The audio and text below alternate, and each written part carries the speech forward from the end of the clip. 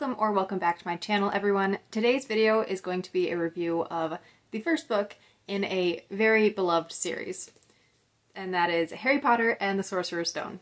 So I just finished this book yesterday. I had originally sworn that I would never read the Harry Potter series. I wasn't interested. I wasn't allowed to read it growing up, and then I just didn't really care. I kind of felt like I had missed out on it, and I didn't care to read it. But I have a friend who is a huge Harry Potter fan, and she kind of bullied me into reading this, but we also made a deal that if she read Daughter of Smoke and Bone, or if she got it, then I had to get Harry Potter, and she got Daughter of Smoke and Bone, so I was like, alright, I will get the first book, and I will read it, no promises beyond that. So yeah, so I have actually finally read it, and I'm still a little bit mad at her for making me read it, but yeah, this might be kind of a longer review anyway, so I'm just going to get right into the review so you can find out what I thought about this book. Before we continue, I gotta show you I'm wearing a sweater with a badger on it because if I went to Hogwarts, I would definitely be a Hufflepuff, so this was the most Harry Potter thing that I could find, was my sweater with a badger on it. Anyway, yes, now let's get into what I thought about the plot. So if you didn't know, Harry Potter is a middle grade series. I equate it very much with Percy Jackson. Reading this first book, I can find certain parallels, like in the characters, or how the characters are written at least, and how the plot is written. So definitely middle grade, but I still give it 5 out of 5 stars. Being middle grade, it was kind of unbelievable and childish at times, but I did still really like it. I enjoyed it for the most part. I didn't so much love the first few chapters just because I felt like the Dursleys were kind of overplayed, but again, I think that's kind of part of the middle grade genre. All of the characters are kind of taken up to 11, so you could have like normal people, but then because it's middle grade, all of the bad people are like way up here, and all of the annoying bullies and stuff are just very overplayed. So I felt like the Dursleys were kind of overdone, but like I said, that's middle grade for you, so I did really like it. It was when Hagrid and Harry are looking for Harry's wand, when they're in the shop trying to find Harry's wand. That was when I really started to get into the story and when I really started to care about it more, because before that I didn't really care. I was like, alright, I'm reading this for a friend and I don't care, and I'm not gonna read the rest of the series. Like, I already don't really care too much about it. But then somehow that just kind of changed my mind. I got more into the story. I was like, I'm starting to like this world. I can totally understand the hype about it. And so from then on, I did really like the story. I do have one major bone to pick with all of the Harry Potter fans out there and with J.K. Rowling. How did 3 first-year kids get past a bunch of spells by seasoned wizards? How was that supposed to work? How was that supposed to ward off anybody else if these 3 first-year kids got past it? And I know Harry's the chosen one, and they're the main characters. They're supposed to be smarter than everybody else and whatever, but still, I take kind of issue with that. And I'm going to be reading Percy Jackson next, so I'm going to have to be fair and point out any of those things that I see in Percy Jackson, because I don't remember the series well enough to remember how unbelievable it is that Percy and the crew are able to complete the quest. But I was just reading that and I was like, really?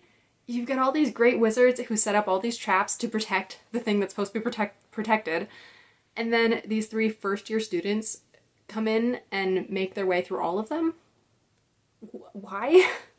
So I do have a big issue with that, but I mean, I guess it's not a huge issue because again, it's probably just part of the middle grade series, and the story was still enjoyable. I didn't understand that. Dumbledore's spell is the only one that really would have kept anybody out. His was brilliant, and that would have kept anybody out probably.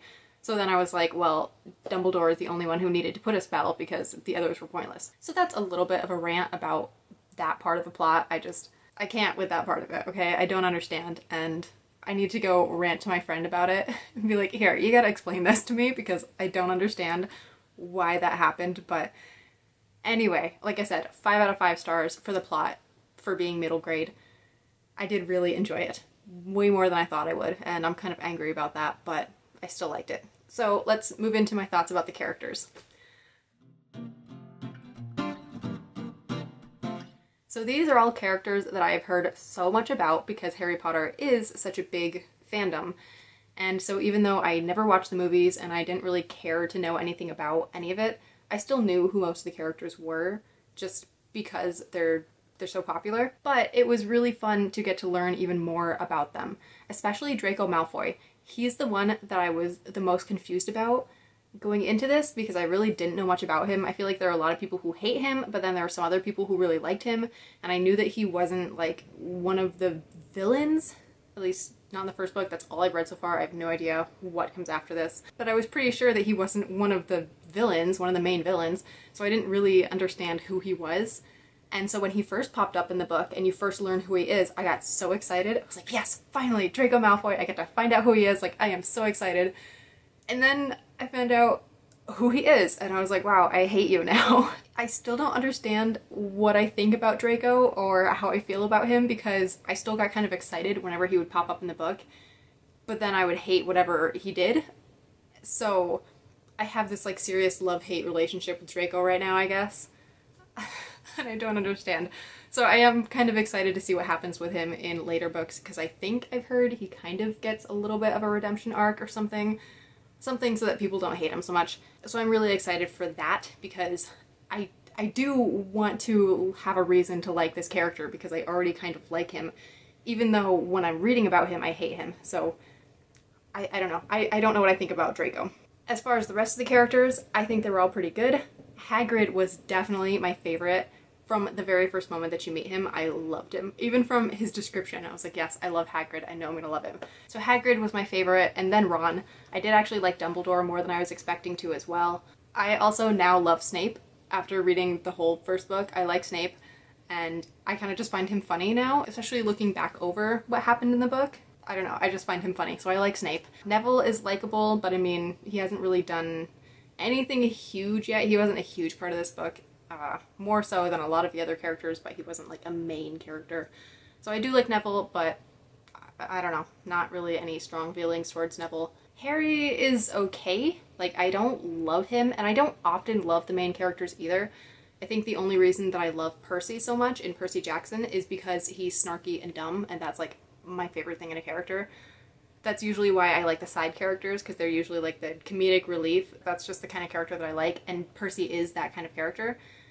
So I did really like him in the Percy Jackson books. That's like one of the first main characters that I've really loved in a series like this. But for Harry, sorry, coming back to Harry Potter, I didn't like love Harry, but I also didn't hate him. So I'm kind of just like, well, he's there and he's likable so far for the most part. I don't know, I don't really care too much. So I guess the characters get 5 out of 5 stars for me, because I think they all played their roles very well, and I did love a few of them. So I'm just gonna overall give them 5 out of 5 stars. This is something I should have mentioned with the plot, but there are a couple big twists that it takes that I just did not see coming because I knew nothing about the story. So those were really, really awesome. I loved the twists. They kind of also involve characters a little bit too, so I don't mind mentioning it here because I forgot to, but anyway, that's it for the characters. Let's move on to the writing. I think this will be pretty quick.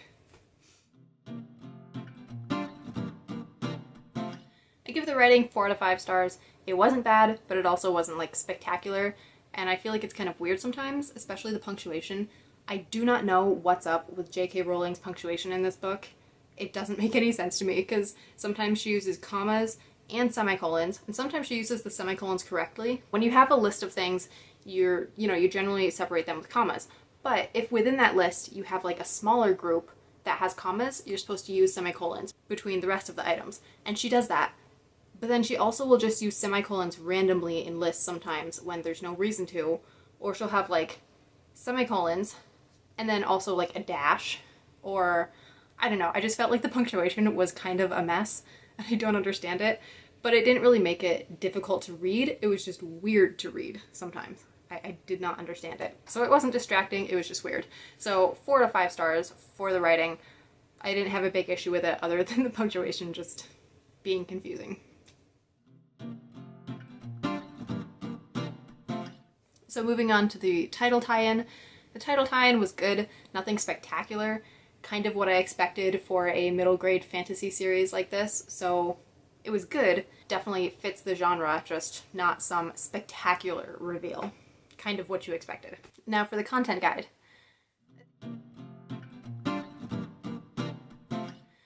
I think this is pretty easy. If you've heard anything about Harry Potter, you probably know whether or not you want to read it, whether you think it would be okay or not. A lot of people have issues with it, or a lot of Christians at least, have issues with it because of the witches and the wizards and the magic. And that's why I wasn't allowed to read it growing up. But now that I have read it, you know, I'm older and I can make my own decisions, so I read it to make my own decisions about it. And I don't really see anything wrong with it. I don't think something should be bad just because it is called something that we think is bad. Yeah, that was confusing. But the witches, I don't think just because something is called a witch, it necessarily is bad. We just don't really have another good term for a female wizard. That's all a witch is a female wizard. And I have no issues with wizards. My family has no issues with wizards. The Sword in the Stone is one of our favorite movies, like one of our favorite animated movies. And Merlin the Wizard is a huge part of that movie. But we were allowed to watch that growing up and we loved it. So the only difference between a wizard and a witch is that a witch is a female wizard. Now you can have bad wizards and bad witches. Where I do have issues with witches is when they are dark and demonic and the magic is just satanic and bad and dark, and you can tell, like there's a new show that came out. I'm gonna get the name wrong again. I cannot remember the name for the life of me. I tried to think of it this morning and I don't even think I got it right, but I can't remember what I came up with. But it's a something of witches. I cannot remember what that word is. And I will never watch that because it's got witches and demons and the whole thing is just dark and creepy looking, and I can already tell from just the trailers that it is not something that I am interested in. Totally the wrong kind of magic for me. But I didn't see that in Harry Potter. In Harry Potter, in the world of Harry Potter, dark magic and dark wizards are bad. And that is the whole thing. There is good and there is bad. And the dark is bad. And I don't have an issue with that because that's how it should be. There are very few Christians who have an issue with The Lion, the Witch, and the Wardrobe. At least the books. They might have more of an issue with the movies, I don't know, or it just might not be their thing. But as far as the book goes, nobody has an issue because the witch there is bad and her magic is bad and she's portrayed as bad. And that's how I feel about this. There are witches and there are wizards. There are good witches that are okay, and then there are bad witches, bad wizards, bad magic, and that's bad. Anyway, that is my whole rant about the content guide. If you're not okay with witches and wizards and magic of any kind, that's totally fine. That is totally your choice, and you don't have to read these books. But if you're okay with things like the Sword and Stone and good magic and good wizards, but you're not okay with witches just because they're called witches, then I think you kind of need to rethink that. And again, you don't have to read the series. That doesn't mean you have to be okay with it and you have to read it. You can still be not okay with it, but that is just my opinion, that it's kind of like a double standard. So anyway, moving on to my takeaway thoughts. When I finished this book, when I read the last sentence on the last page, I really wished that I had the rest of the series so that I could read it. I'm really interested to see what happens. I'm really interested to see the characters grow and to see how different characters change throughout the book and to find out like everything that I've been missing. I really want to be in on this now. So I do really wish that I had the whole series, but I don't, and I'm trying not to buy books right now.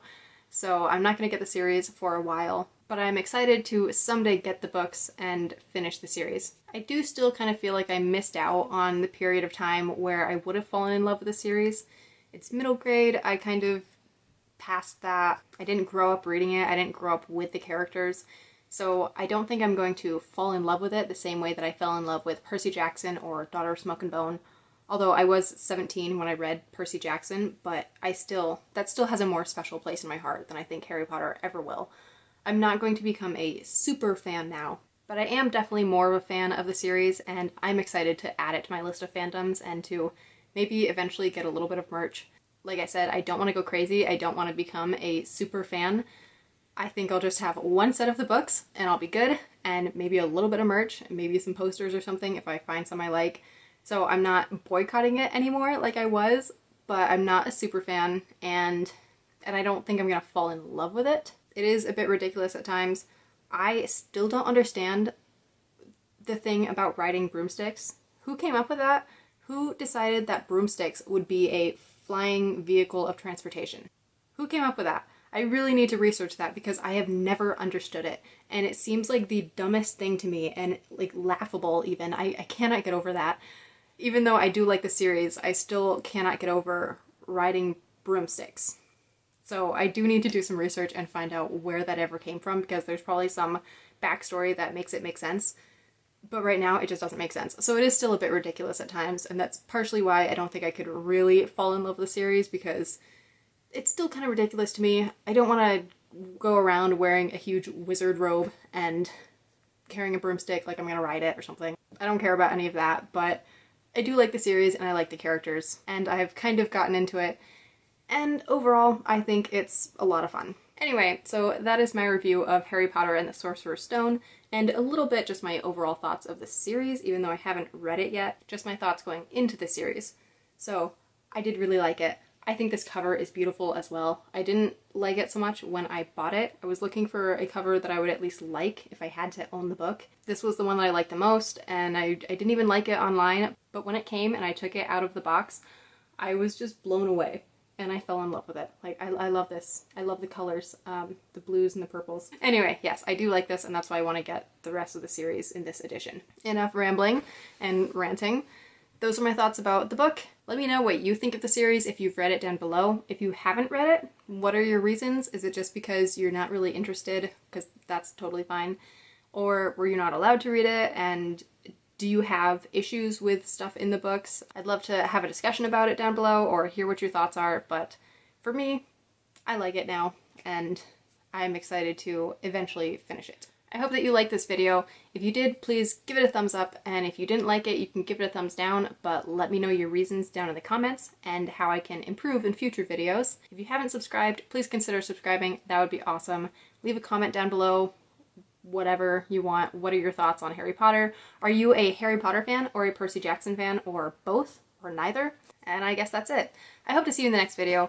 Have a blessed day, everyone.